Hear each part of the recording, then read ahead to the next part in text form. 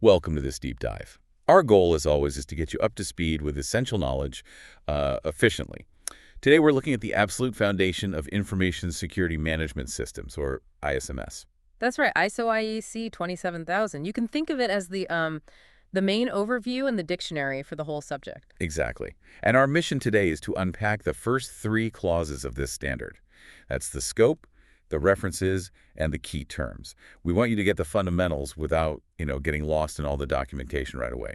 Yeah, consider us your guides for these first steps into ISO/IEC 27000.2018. It's crucial stuff. We'll pull out what you really need to know to build that solid understanding of ISMS. And just to be clear, our source today is the standard itself, the 2018 version. Correct. So let's kick things off with Clause 1 scope. What's this section all about? Well, Clause 1 basically draws the map. It tells you what this specific document, ISO 27000, actually covers. What's it for? And first up, it provides that general overview of information security management systems. If you're just starting out trying to get your bearings with ISMS, this is like your starting point, your orientation. Right, the 10,000-foot view. But it's more than just an overview, isn't it? It is. Clause 1 also makes it clear that this document provides the core terms and definitions, the ones you'll see used again and again across the entire ISO 27000 family of standards. Ah, so it establishes the common language. That's pretty critical. Why is that so important, though, having that shared vocabulary right from the start? Well, imagine trying to build something complex, say a sophisticated machine, and everyone on the team uses different names for the same parts or tools. It'd be chaos. Yeah, complete confusion. Exactly. Clarity is just essential, especially somewhere like information security, which can get pretty complex.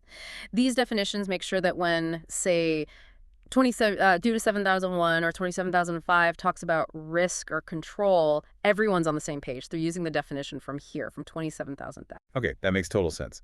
So who is this standard actually for?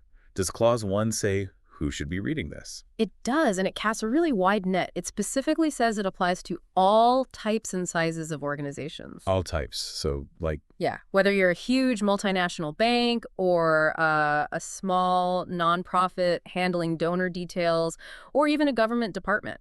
The standard actually gives examples: commercial enterprises, government agencies, not-for-profit organizations. The point is, these core ideas work everywhere. So it's a foundational layer that fits pretty much any situation. Now, you mentioned it defines common terms. Does it also say what it doesn't cover in terms of definitions? Are there limits? Good question. Yes, it does clarify that. It says the terms here are the commonly used ones in the ISMS family. It's not trying to be like the ultimate dictionary for every single security term ever invented. Okay, so it's not exhaustive. No. And importantly, it also states that this document doesn't stop other standards in the family, the more specific ones, from defining new terms that are needed just for their particular area. Got it. So 27000 gives you the basics, and other standards can add more specialized words if they need to. Clause 1 really does set the stage then. Defines the topic, who it's for. Okay, let's move on. Clause 2, normative references. That sounds official. Like homework. Yeah, it sounds a bit formal.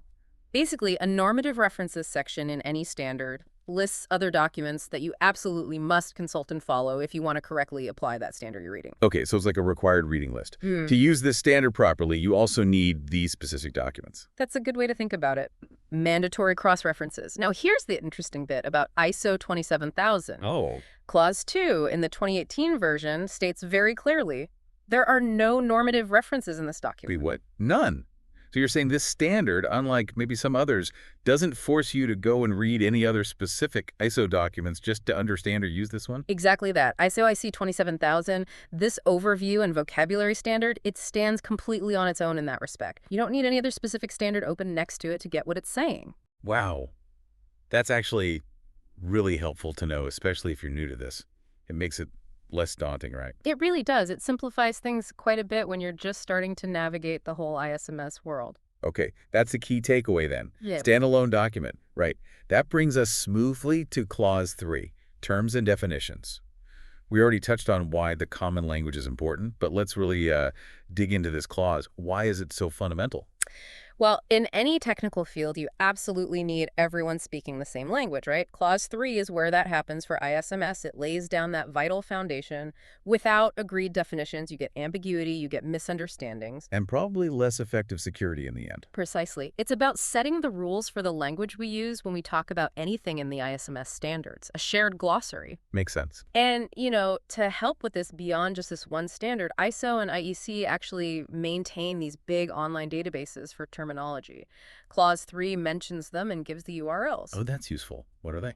There's the ISO online browsing platform, that's at iso.org/OBP, and the IEC Electropedia, which is at electropedia.org.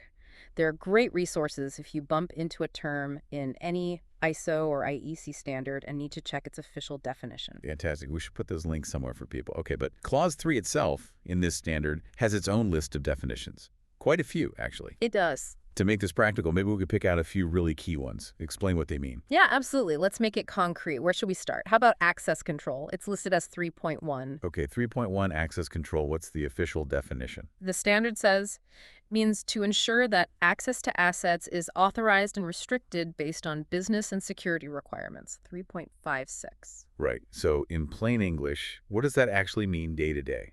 Think about logging into your computer at work or accessing a specific shared drive. Access control is the whole mechanism, the passwords, the permissions, the policies that checks who you are and decides what you're allowed to see or do. So making sure the right people get the right access and nobody else gets in. Exactly. It's based on what the business needs and what the security rules say. Get this wrong, and, well, you can imagine the problems. Data breaches, unauthorized changes, all sorts of trouble. Yeah, definitely fundamental. What's another cornerstone term from Clause 3? How about audit? That's term 3.3. The definition is systematic, independent, and documented process, 3.54, for obtaining audit evidence and evaluating it objectively to determine the extent to which the audit criteria are fulfilled. Bit of a mouthful. It's a bit formal. Let's break that down. Systematic, independent, documented. Okay, systematic means it's planned, it's organized, not just random checks. Independent means the person doing the audit, ideally, shouldn't have a direct stake in the result so they can be objective. Unbiased. Right. And documented, you need a record. What did they check? What did they find? Then they gather audit evidence, which is just the facts, the proof, and they compare that evidence against the audit criteria. That's the rules, the policy, the standard they're checking against. To see if things match up. Exactly, to see how well the organization is actually meeting those requirements. In the standard notes, there are different types: internal audits done by the company itself, external ones by outside parties. So it's a structured checkup to verify things are being done right. Okay? How about a term that gets right to the heart of information security? Perfect lead-in to confidentiality. Yeah. Term 3.0, very concise definition. Property that information is not made available or disclosed to unauthorized individuals, entities, or processes. 3.54. Simple enough. Keeping secret secret. Don't let the wrong people or even the wrong computer systems see sensitive stuff. That's the core of it, a bedrock principle. Now let's look at control. Term 3.14, defined simply as a measure that is modifying risk, 3.61. Modifying risk. Okay. But the note here is really important. Note 1 says, controls include any process, 3.54, policy, 3.53, device, practice, or other actions which modify risk, 3.61. So a control isn't just like a firewall or antivirus software. It's much broader. Much broader. It's anything you do to manage risk. Yes, it could be technical, like encryption, but it could also be a policy, like requiring strong passwords, or a procedure, like how you handle backups, or even physical, like locks on doors. So any action taken to change the level of risk, that's a useful way to think about it. Okay, what about the big one? Information security itself, term 3.28. How does the standard define that? It defines it as the preservation of confidentiality, 3.10, integrity, 3.36, and availability, 3.7 of information. The CIA triad. Exactly. Confidentiality, which we just covered, integrity, meaning the information is accurate and complete, hasn't been improperly changed, and availability, meaning authorized users can get to the information when they need it. So it's not just about keeping things secret, but also making sure they're correct and accessible. Precisely. And the note adds that sometimes other things are involved too, like authenticity, knowing it's genuine, accountability, knowing who did what, non-repudiation, proving someone did something, and reliability. But CIA are the absolute core. Got it. Okay, maybe one or two more. How about process? Term 3.54. Seems simple, but what's the formal take?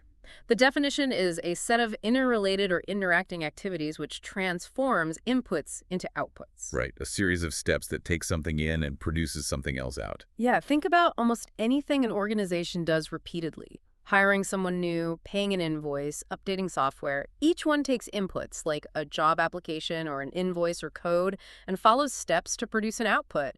A new employee record, a paid bill, an updated system. Thinking in terms of processes is key for management, isn't it? Absolutely. For efficiency, for security, for improvement, understanding work as processes is fundamental. Okay, last one then. We mentioned risk when talking about controls. How is risk itself defined? Term 3.61. Risk is defined as the effect of uncertainty on objectives, 3.49. Effective uncertainty on objectives. Interesting. Yeah, and the notes help here too. Note 1 says an effect could be good or bad, a deviation from what you expect. Note 2 explains uncertainty is basically not having all the information about an event, its consequences, its likelihood. So risk is about how the unknown might impact what you're trying to achieve. Could be a threat, could even be an opportunity sometimes. Exactly. In InfoSec, we usually focus on the negative side, the threats, but the actual definition is broader. It's fundamentally about uncertainty's impact on your goals. That's actually a really clear way to define it. So understanding all these terms, access control, audit, confidentiality control, IS, process risk, and all the others in Clause 3, it really is the essential starting point, isn't it?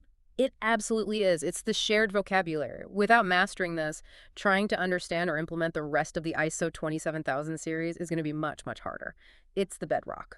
Okay, so let's just quickly recap what we've covered in this initial deep dive into ISO IE's 27000. That's good. We started with Clause 1, Scope. That sets out what the standard does, provides the overview and the essential vocabulary for ISMS, and it applies pretty much everywhere, any organization size or type. Then Clause 2, normative references, had that surprise. There are none for this standard. It stands alone. Right, which is good to know.